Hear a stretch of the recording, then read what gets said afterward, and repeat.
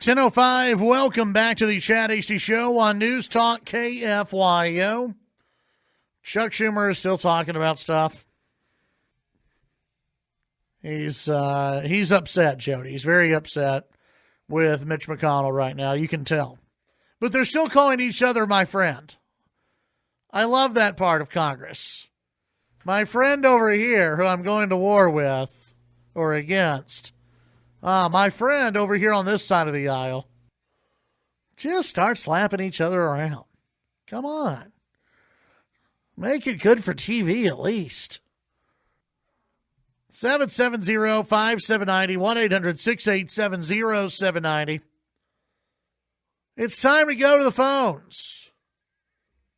Visit with the editor of A Quorum Report, our good friend Scott Braddock, for the final time in 2019. At least here on this show.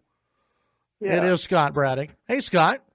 Good morning, my friend. And when I say my friend, I mean it. Well, thank you. You know, when you say my friend, our friend, Scott Braddock, it's nothing like the United States Senate. I was thinking, as you were talking about that, there's a long-standing tradition in the Senate, and Robert Caro, who wrote those amazing books about the life and times of Lyndon Johnson, in Caro's Master of the Senate, if you read nothing else, Chad, you have to read the beginning of that book, because each one of those books is like 5 inches thick. They're huge, and they take forever. But if you read the beginning of Master of the Senate, he goes into all these traditions of the Senate, and the thing you're talking about, where they say "my friend," this and that, it goes back just forever in the Senate. And one of the things that Caro describes is that if a senator really hated another senator, one thing they would do is stand on the floor of the Senate and heap praise on them and talk about how great they were.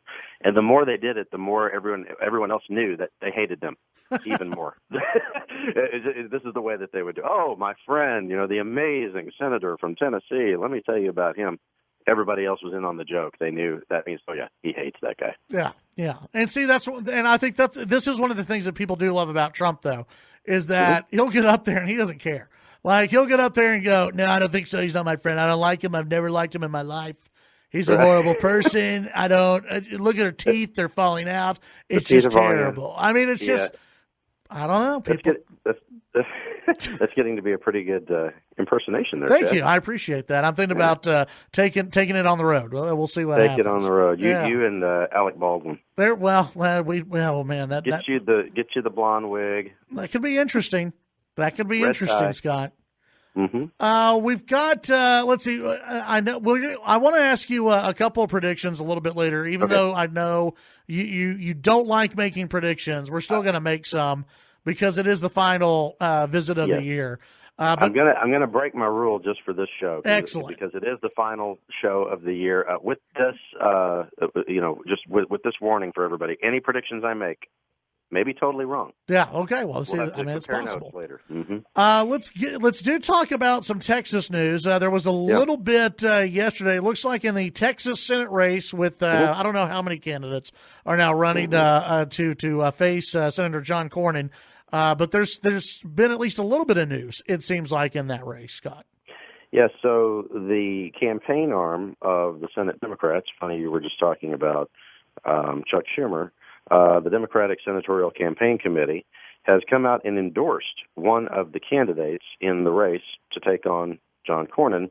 And this comes with money. This comes with some infrastructure. When the DSCC says that they support somebody, it's not just they're stamping the endorsement. It means that that person's going to have some resources, which is a big question for all these candidates. Can they raise any money? Do they have any chance, of putting together the kind of campaign that it would take to unseat a longtime senator who is pretty entrenched, in this state, and of course we're still a Republican state, so they have an uphill battle.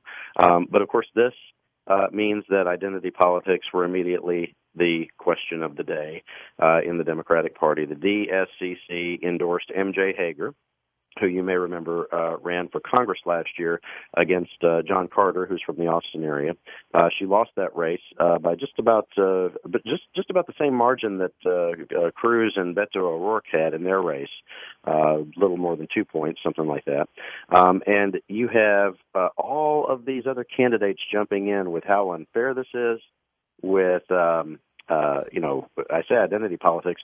One of the African Americans who's running, Royce West, immediately his campaign took issue with the idea that a white woman was being endorsed by the Senate campaign committee for the Democrats, and you have others. Like, for example, the campaign manager for Cristina Zinzun Ramirez say that the DSCC endorsement is, quote, tone deaf to the diverse Texas electorate. They have decided to ignore several more qualified and experienced candidates of color who have done the work to transform the politics of our state in favor of a former Republican, quote unquote, talking about Hager there. This mirrors what we see, of course, at the national level, right, Chad, where you have those candidates who are trying to get onto the debate stage for the Democrats, complaining about the fact that the way that the system is working has basically winnowed the field down to where it's only white people on stage, when at the beginning of the race for the presidency, Democrats were boasting of the most diverse field of candidates that we've ever seen, which of course was true. But the way that they have done this, and there was some Twitter activity on this, some Democrats were not happy with me about this, Chad. But I did say, look, you have the DNC making this deal with national media, and who cares which one wanted it more, whether it was the media or the Democrats wanting the media attention. The way, and I don't care, but the way it's worked out is that they're doing this in such a fashion that it really gives the advantage to those who have better national poll numbers and those who can fundraise better, and doesn't have as much to do with the one-on-one conversations, with voters that these candidates ought to be having in those early states like Iowa and New Hampshire. And instead of focusing on that, they're focused on what? Trying to get on that debate stage and be on TV.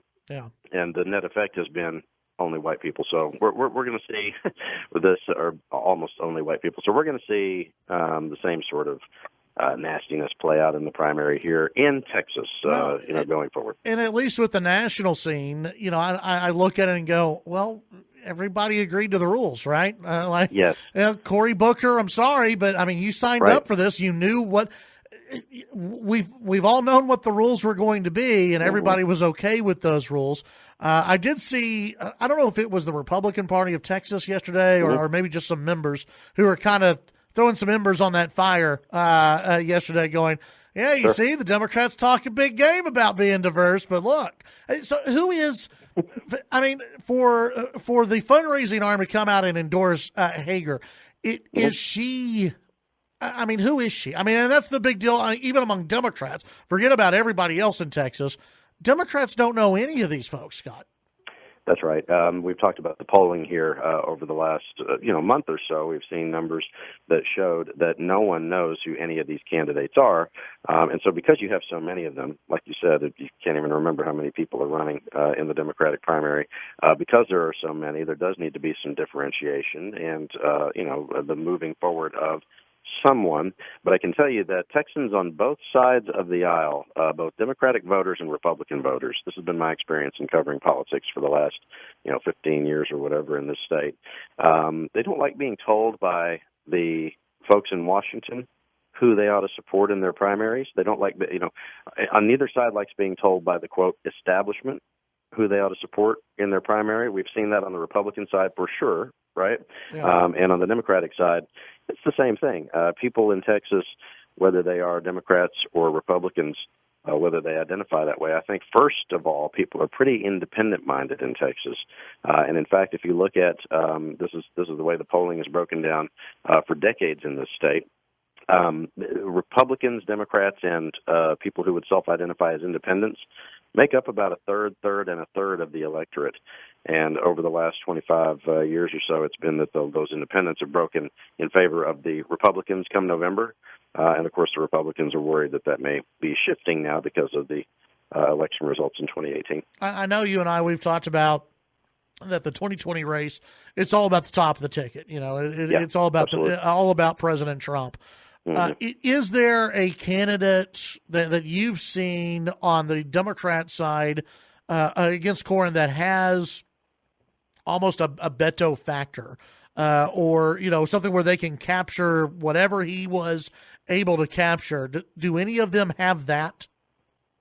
Hager has national appeal in not the same way that Beto O'Rourke did, but one of the attacks on her by the Republicans, they like to call her Hollywood Hager. Because she does get the attention of some of the celebrities. But if you look at the kind of district that she was running in for Congress, as I mentioned earlier, her numbers tracked with O'Rourke, and as I understood it, she actually outperformed him with voters in the rural parts of that district. She outperformed O'Rourke, so it's interesting to see that kind of result. There were other congressional candidates who ran against Republicans who did not, run nearly as close. And by the way, her race in that district was sort of analogous to what happened at the statewide level.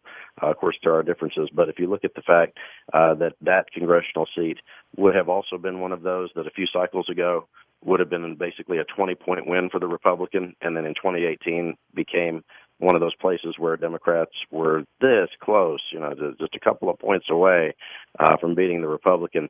There is some comparison there, but at least so far, Chad, nobody has the sort of super, stardom, that kind of a rise going on within the Democratic primary. We'll have to wait and see. Let's take a look ahead to 2020, Scott. It's been an interesting year in 2019 for Texas political news. It doesn't seem as though it's ever stopped. Texas political news machine. What do you think that means for 2020? What are we looking at? What a year of contrast, Chad. We had, just objectively, a boring legislative session, which actually did achieve its goal, which was to put, the stupidity of 2017 in the rear view. When I would go around the state and give speeches in anywhere, in the Houston area, Dallas, Fort Worth, people would, after 2017, basically identify that legislative session with one word: bathrooms. After that, this legislative session, nobody talking about that anymore. And my publisher, Harvey Kronberg at Quorum Report, had written a column earlier this year saying, hey, look, basically mission accomplished. And he didn't mean that they fixed everything as far as school finance or property taxes. As you know, Chad, I don't think anybody's done complaining about their property taxes in this state, right? And I don't think that we're done with school finance in this state either. After what they passed in this legislative session, it was sort of like basically making a down payment on a car and not knowing if you would be able to make all the payments going forward. I don't know if that's the most fiscally responsible thing ever. And we have seen a slowdown in the Permian Basin, which means that there's going to be a budget situation, maybe another legislative session where they have to address taxes. If the oil and gas fields, if things continue to kind of go in the southward direction there. So we'll see. But moving forward into 2020, you're going to see all across the state very competitive races. It's no question, and we've talked about this on the show, over the last few months. No question that the majority in the Texas House is in play. Democrats would only have to pick up, as you know, 9 seats, a net of 9 seats to be able to take the majority and elect the next speaker. And I think Karl Rove has put it very well. He said 2 things can be true at once. The president can win the state and maybe win it by more than he did in 2016 when he won by 9 points. Maybe he could get that to double digits. We have seen evidence that his campaign would like to do better than that. Lieutenant Governor Patrick has said that he expects the president to do better in Texas.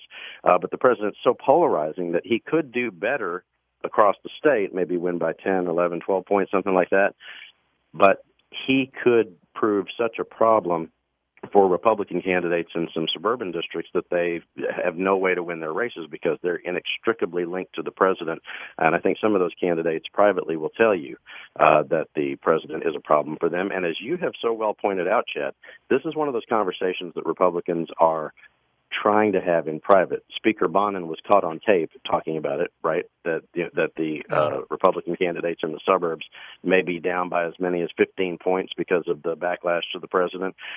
We saw that leaked document from the Republican Party of Texas that essentially said the same thing without pointing to specific polling. It did say that the president, causes a challenge for some of these candidates. And I'm hearing some rumors out of some of these suburban districts that for state house seats, there's talk of spending as much as on the Republican side, $2 or $2.5 million for some of these Republican incumbents for an individual race. Wow. Trying to looking at a budget like that to try to hang on to some of these seats, and even if they spend that much money, it could mean it could still be a very close race against in some cases a no-name Democrat. But let's keep in mind that the Republican Party of Texas Chairman James Dickey did say, and I think he's probably right, the total political spend all across the state, across all races, across all 254 counties and almost 30 million people with around 16 million voters, the total political spend will probably be about $1 billion, and that's from the presidency all the way down. Yeah. So there's no question that both sides are treating Texas like it's a competitive state. Whether it really is, that'll be up to the voters. Yeah, that's going to be an interesting year in 2020. That is for sure. Scott, tell folks what they can find at Quorum Report. Well, we'll be breaking it down for you all throughout the new year, and we'll have some prognostication for you, Chad. No real predictions there. I don't do that.